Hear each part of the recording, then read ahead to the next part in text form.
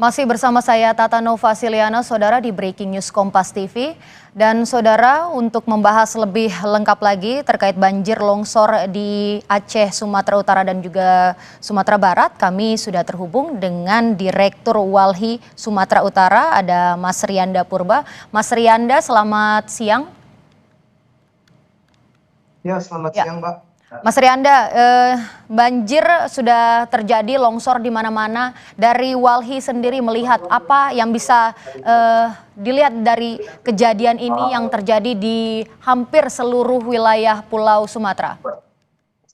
Nah, kalau kita lihat ya, wilayah Sumatera ini itu di tengah dan bagian barat itu kan merupakan jajaran Bukit Barisan ya dari Aceh sampai Lampung. Nah, terkhususnya misalnya Aceh sampai di Sumatera Barat, melingkupi juga Sumatera Utara, jajaran Bukit Barisan ini itu merupakan ekosistem hutan alami yang menopang apa ya siklus hidrologis dan menjadi wilayah tangkap air. Itu yang kemudian rusak.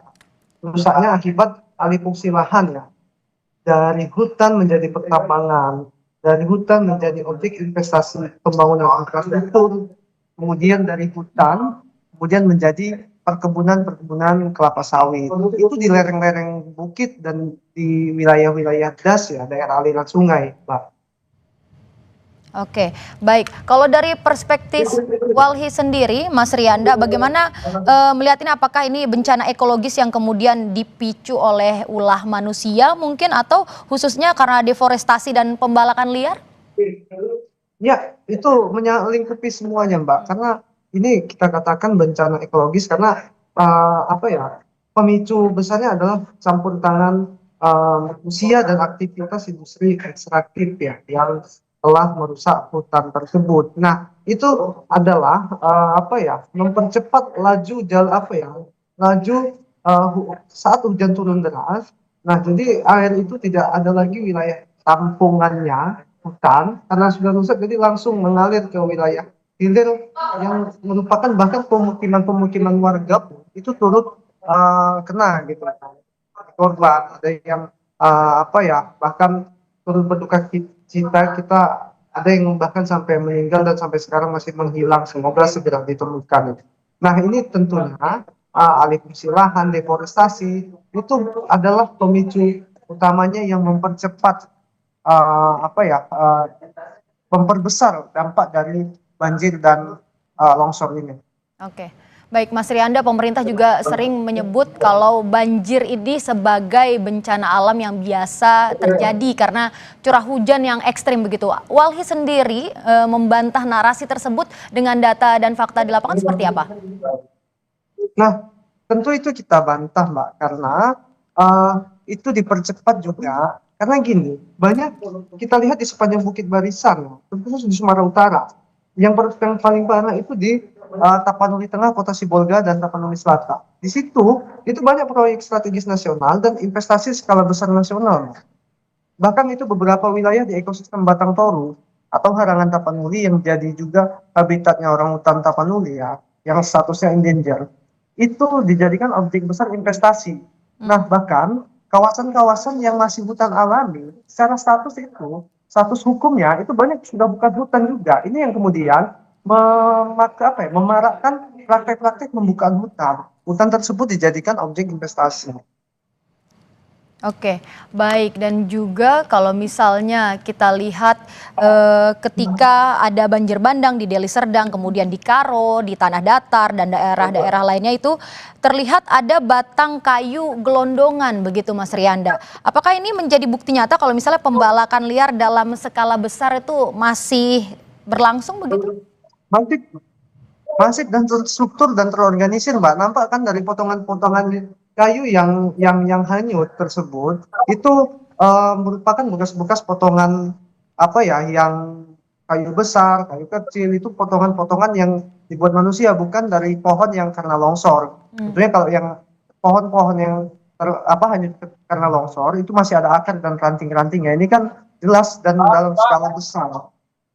Hmm. Nah, ini yang kemudian membuat ya kita dapat melihat bahwa ini aktivitas yang sangat-sangat masif terorganisir ya, Pak.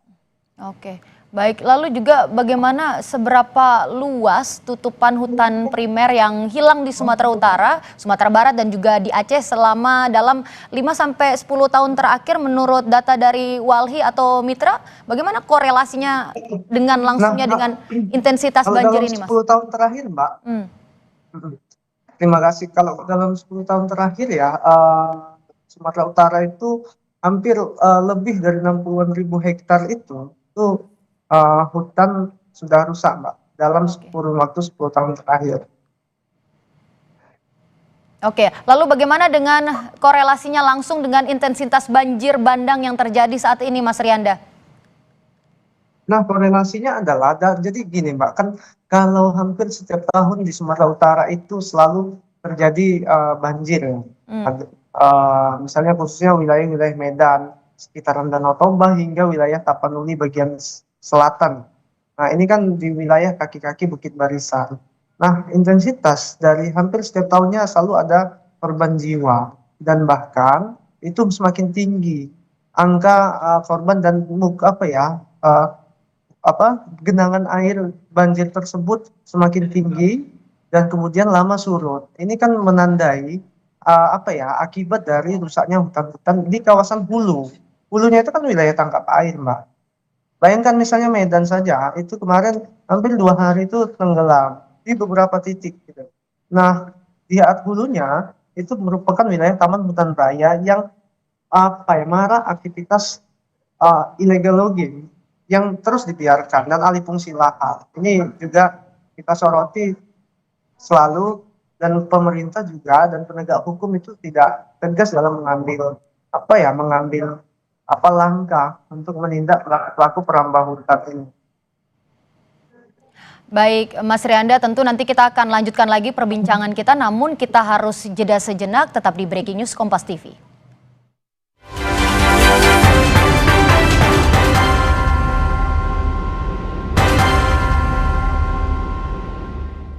Saudara, Breaking News Kompas TV kami lanjutkan bersama saya Tata Novasiliana. Masih terkait banjir longsor di wilayah Aceh, Sumatera Utara dan juga Sumatera Barat. Dan kami akan melanjutkan kembali perbincangan dengan Direktur Walhi Sumatera Utara, ada Mas Rianda Purba. Mas Rian, kita lanjutkan tadi perbincangan kita. Tadi kita membahas tentang pembalakan liar dan lain-lain yang berdampak pada banjir dan longsor yang cukup besar ini, Mas. Lalu dari berdasarkan pantauan Walhi sendiri, di kawasan mana aja, Mas, yang di kabupaten mungkin atau di kecamatan yang menjadi hotspot begitu pembalakan liar yang kayunya kini terlihat atau Ya, terbawa banjir? ya.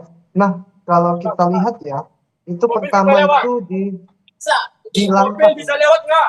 Bisa. Maju Pak, silakan.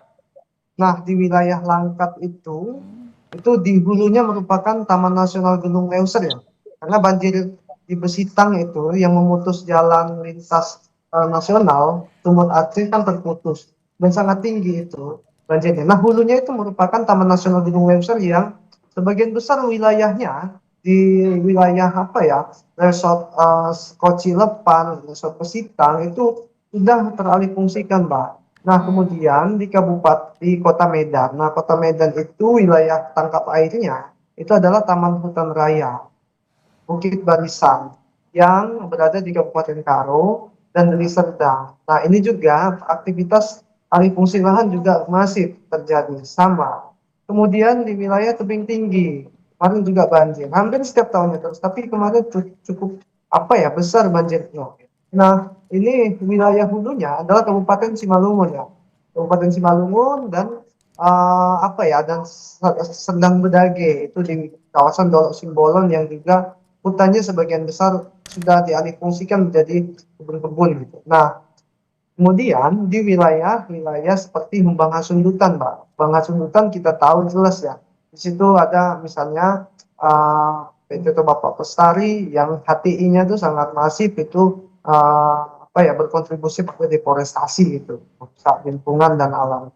Nah, kemudian yang juga titik spot yang terjadi hingga hari ini itu seperti di Tapanuli Tengah, Tapanuli Selatan, dan Kota Sibolga. Ini yang merupakan area terdampak yang paling parah itu.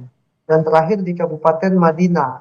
Nah, Kabupaten Madinah itu itu merupakan hulu-hulunya adalah wilayah Taman Nasional Batangganis. Nah, tapi memang hampir setiap tahunnya juga ini sama terjadi dan ini juga yang salah satu yang paling besar. Cuma yang patut kita sayangkan itu memang yang di Tapanuli Tengah, Selatan, dan Kota Sibolga. Nah, ini baru kali ini memang kita lihat Kota Sibolga itu rata dengan apa ya, dampak banjir. Kemudian hampir seluruh Kabupaten Tapanuli Tengah juga itu juga apa ya, terdampak banjir. Karena di atasnya dan Kabupaten Tapanuli Selatan ya, kayak Kecamatan Batang Toru gitu. Karena di atas itu adalah bagi kita selalu sebutkan rimba terakhir Batang Toru yang merupakan habitatnya orangutan Tapanuli, dan selama ini masyarakat sudah koeksistensi itu hidup bersama alam, berdampingan dengan alam dan bergantung sama sumber air dari kawasan ekosistem Batang Toru atau Harangan Tapanuli.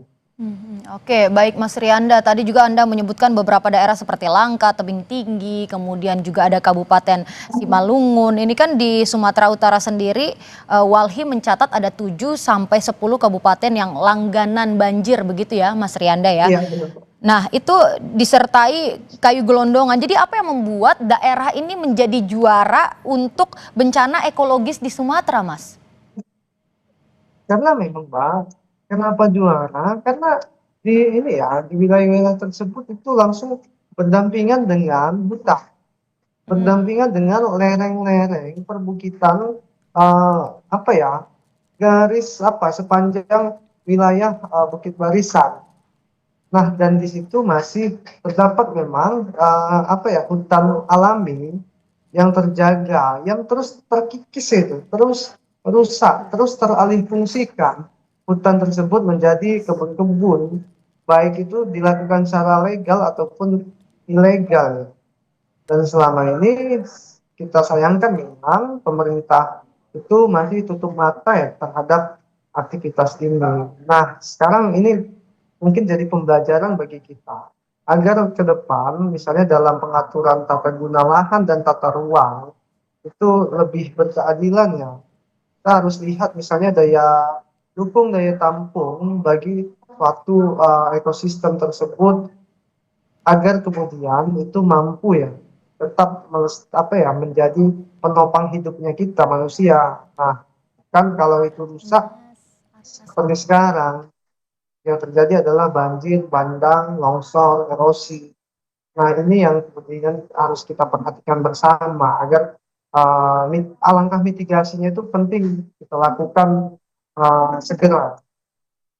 Bagaimana hutan ini bisa, kalau bisa pun terpulihkan lagi kembali.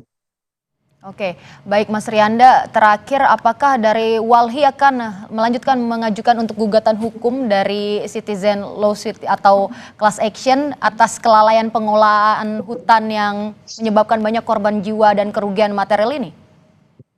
Ya, selama ini kita selalu apa ya, melakukan hal-hal tersebut bersama masyarakat ya. Untuk di satu case misalnya untuk wilayah PLTA Batang Toru, pertambangan, Nalang, kemudian isu-isu apa ya, geothermal yang berbagai agenda pengerusakan apa ya, pengerusakan hutan dan lahan itu selalu kita lakukan langkah gugatan. Nah, untuk kasus ini tentu kita apa ya, akan turut serta mengambil langkah penting tersebut dalam rangka untuk misalnya menuntut ya, mengembalikan ya mandat negara agar pemerintah tersebut sesuai dengan kaidah-kaidah apa ya, bagaimana perlindungan terhadap lingkungan.